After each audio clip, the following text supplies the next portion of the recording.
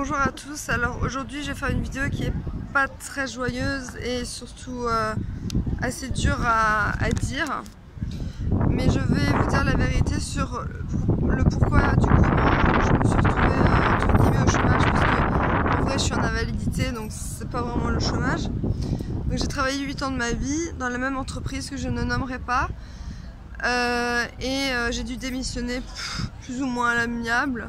Je suis partie avec un certain montant qui est pas énorme par rapport au nombre d'années où j'ai travaillé. Désolée, il y a juste du vent et j'ai mal à mettre mes cheveux. Et en fait, la raison pour laquelle j'ai dû démissionner, la vraie et réelle raison, c'est parce que j'ai été harcelée sexuellement et moralement par mon chef. C'est-à-dire, bon, je vais dire les choses comme elles sont parce que sexuellement, c'est pas, il ne m'a pas violée, d'accord, mais il a fait des insinuations. Il m'avait déjà appelé une fois pour qu'on se voit en dehors du travail. Il n'était pas encore mon chef à l'époque, mais peu importe. Et je lui avais dit que j'avais un copain à l'époque, donc après il n'a fait que me descendre. Après c'est devenu mon chef et donc justement il refusait de me donner des augmentations. J'ai eu le même salaire pendant 5 ans alors que ça faisait 8 ans que j'étais là-bas. À la fin j'en pouvais plus, j'étais épuisée moralement, je faisais que pleurer. Et j'ai un magazine avec moi pour vous montrer à quel point les femmes sont sexualisées et objectisées dans les magazines, dans les pubs, à la télé, que ce soit enfin, partout, même sur les émissions télé. J'ai pris un exemple, donc c'est un magazine, hein, mais ça donne bien l'exemple. J'en ai deux, déjà les premières pages. Alors, si j'arrive à tourner les pages, ce serait bien. Donc il y a déjà, je sais pas si on voit. Voilà, celle. J'arrive pas à viser. Attendez. Voilà, donc là, clairement, elle est. Je vois rien du tout. Elle est dénudée. Elle est dénudée. Ensuite, je crois que le pire, c'est la suivante. Non, c'est pas la suivante. Là, on voit ses jambes. Elles sont toutes maigres en passant. Ou minces. Là, c'est carrément des femmes inexistantes, c'est des fantômes. C'est des fantômes. Je sais pas si vous m'entendez bien, c'est des fantômes, j'ai dit. Donc, la femme inexistante, la femme.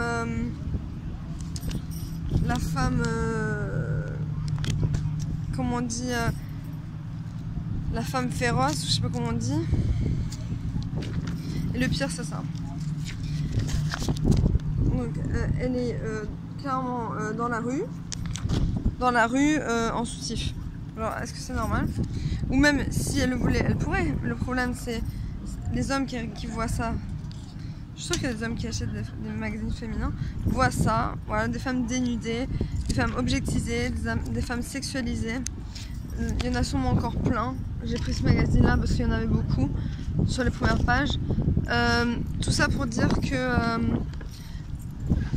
ceux qui, comme l'affaire Weinstein et d'autres, arrêtez surtout les hommes, je m'adresse aux hommes qui ne sont pas forcément misogynes, mais la plupart du temps ils le sont, défendre ces hommes en disant c'est pas leur faute, je ne sais quoi, je sais pas ce que c'est leur excuse, mais ce n'est certainement pas la faute de la femme, c'est la faute de l'homme qui viole la femme. En passant, j'ai été déjà violée dans ma vie, j'ai déjà été abusée, traînée dans le sens du terme, je sais pas comment on dit, enfin, moi je dis traîner dans la boue en fait, tellement j'ai été harcelée, on m'a insultée, on m'a traité de salope. Donc voilà, j'ai dû démissionner à cause d'un pauvre connard.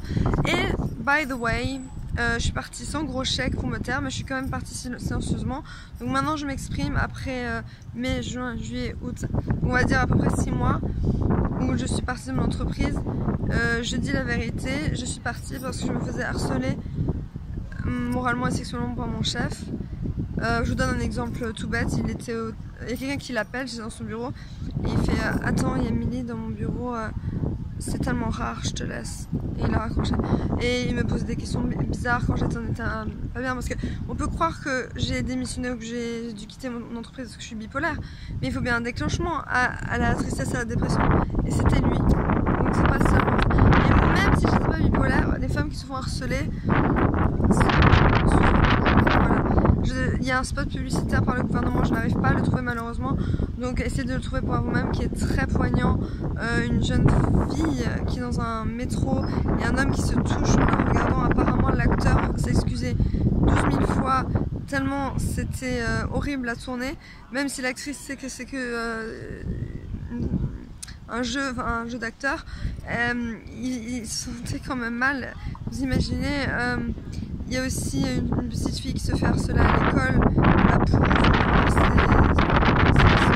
nourriture, et puis bien sûr la femme qui se fait virer, non, qui était justement comme moi, son chef la harcèle. Donc voilà ce qu'il en est, les femmes sont des objets, les femmes sont violées, les femmes sont abusées, les femmes sont traînées dans la boue comme je dis, ce n'est plus des humaines, ce sont des objets. Voilà, donc c'est tout ce que j'ai à dire, mais j'en reparlerai peut-être sur notre vidéo, voilà, maintenant vous savez la vérité.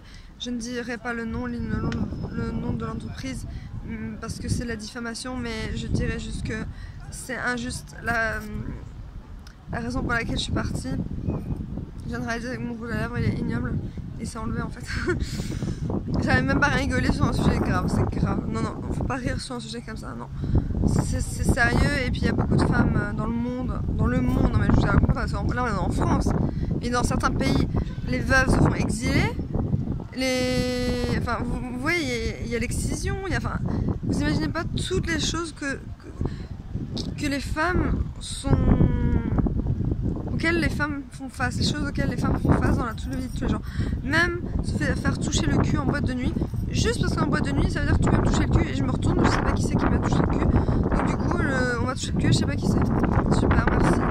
Donc désolé, j'en parle peut-être d'une manière un peu trop facile, mais bizarrement c'est bien parce qu'il faudrait en parler d'une manière facile, il faudrait plus que ce soit tabou, il faut en parler, il faut dire les choses, et c'est pour ça que je le dis maintenant, parce que je me suis tue là pendant 6 mois, pendant 8 ans, je me suis tue, j'ai toujours cru que c'était ma faute, que c'est moi qui l'ai guiché, etc.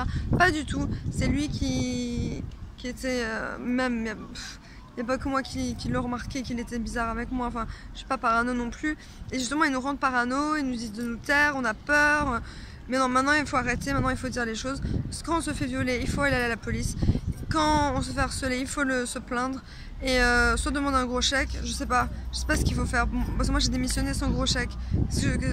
Pas donné, mais je leur ai dit, je pars silencieusement. Ça va pas à la tête, j'étais folle à l'époque, mais je savais pas que j'allais partir et que ça allait être étouffé l'affaire. Et ben non, je le dis. Donc si vous m'entendez, ce qui s'est vraiment passé, voilà pourquoi je n'ai plus de travail.